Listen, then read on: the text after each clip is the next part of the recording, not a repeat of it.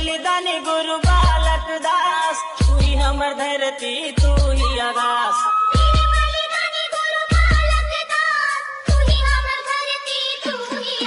तोरे वंदना है आज, तोरे वंदना है आज, वीर बलिदानी गुरु बालक। बीते दिनों छत्तीसगढ़ सहित पूरे भारतवर्ष में बलिदानी राजा गुरु बालक दास जी का जन्मोत्सव बड़े ही धूमधाम के साथ मनाया गया। आपको बता दें कि श्रावण मास में कृष्ण अष्टमी के दिन 1805 में उन्होंने जन्म लिया। सतनाम प्रवर्तकों के अग्रदूत माने जाने वाले बलिदानी राजा गुरु बालक दास जी का जन्मोत्सव बड़े ही धूमधाम के साथ मनाया गया। इस अवसर पर आज उनके बारे में कुछ महत्वपूर्ण बातें आपके साथ साझा करने जा रहे हैं। आपको बताएं कि सतनाम धर्म के संस्थापक माने जाने वाले बाबा गुरु घासीदास जी अपने द्वितीय पुत्र राजा गुरु बालक दास जी को राजा क्यों बनाए थे? जी हां, आपको बताएं अंग्रेजी शासक कर्नल इग्नू को क्यों कहना पड़ा अगर गुरु बालक दास जी 10-15 वर्ष और जीवित होते तो संपूर्ण छत्तीसगढ़ सतनाममय हो गया होता।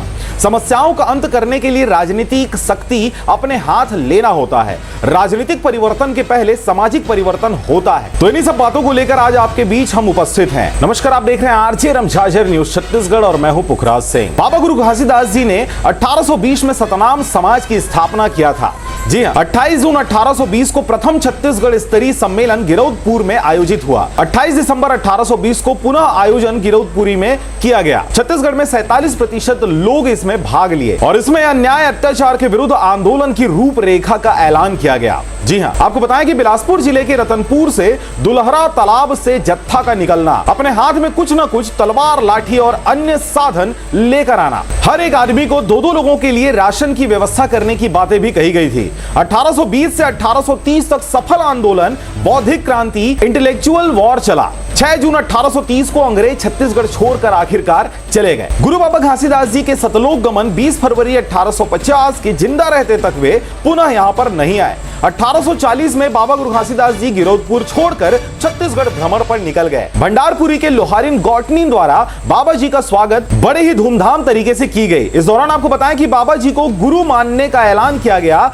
दान की घोषणा हुई, बाड़ा का निर्माण की बात कही गई, सतनाम धर्म सतनाम प्रदेश बनाने का ऐलान किया गया। 47% अनुयायियों को 50% लाने के लिए इसमें जिक्र किया गया। नव जागरण नवा अभियान सबो बनो सियान की सूत्रपात किया गया। इस दौरान आपको बताएं कि 50% से अधिक अंक चिन्हित होने से ही सतनाम धर्म को अमली जामा पहनाया जा सकता था। और आपको बताएं कि ऐसा ही कुछ सन 1830 में सिखों ने कर दिखाया। 26 जनवरी 1850 को बाबा गुरु घासीदास जी ने अपने द्वितीय सुपुत्र को राजा घोषित कर दिया। राजा गुरु बालक दास जी को राजनीतिक शक्ति तदुपरांत प्राप्त हो गई।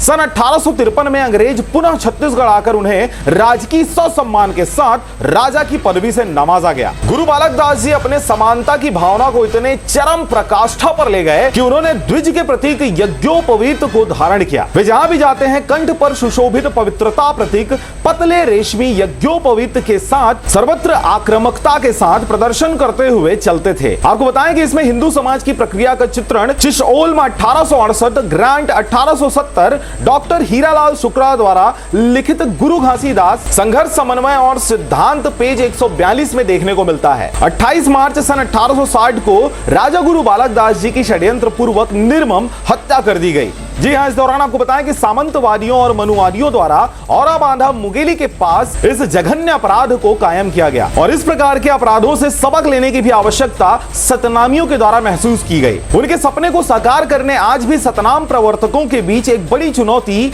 देखी जाती है। समाज की अराजनीतिक जड़ें मजबूत करके ही राजनीतिक शक्ति की मास्टर चाबी को हासिल किया जा सकता है। Power is a product of struggle. लक्ष्य प्राप्ति के लिए जरूरत चाहत व ताकत पैदा करने की जरूरत है। संघर्ष के लिए त्याग करना होगा। बाबा गुरु घासीदास जी द्वारा प्रतिपादित नव जागरण नवा अभियान सबो बनो सियान सैद्धांतिक रूप से 26 जनवरी 1950 को भारत का संविधान लागू होने से पूरा हो गया है, जिसे व्यवहारिक रूप देना अब वर्तमान की बड़ी चुनौती है। तो ये थी गुरु बालक दास जी से संबंधित कुछ जानकारी। आपको बताएं कि बीते दिनों कृष्ण जन्माष्टमी के दिन गुरु बालक दास जी की जयंती भी बड़े धूमधाम से मनाई गई। इस दौरान मुंगेली जिले की अगर बात करें तो सतनामी समाज द्वारा गुरु बालक दास जी की जयंती के अवसर पर भव्य शोभा यात्रा निकाली गई, जो सतनाम भवन से प्रारंभ होकर नगर भ्रमण करते हुए वापस सतनाम भवन में समाप्त हुई। तो आप देख रहे थे आरजे रमझाझर न्यूज छत्तीसगढ़। मैं था पुखराज सिंह। चैनल को अभी तक आपने सब्सक्राइब नहीं किया तो कृपया चैनल को सब्सक्राइब करें, खबरों को ज्यादा से ज्यादा शेयर करें। नमस्कार।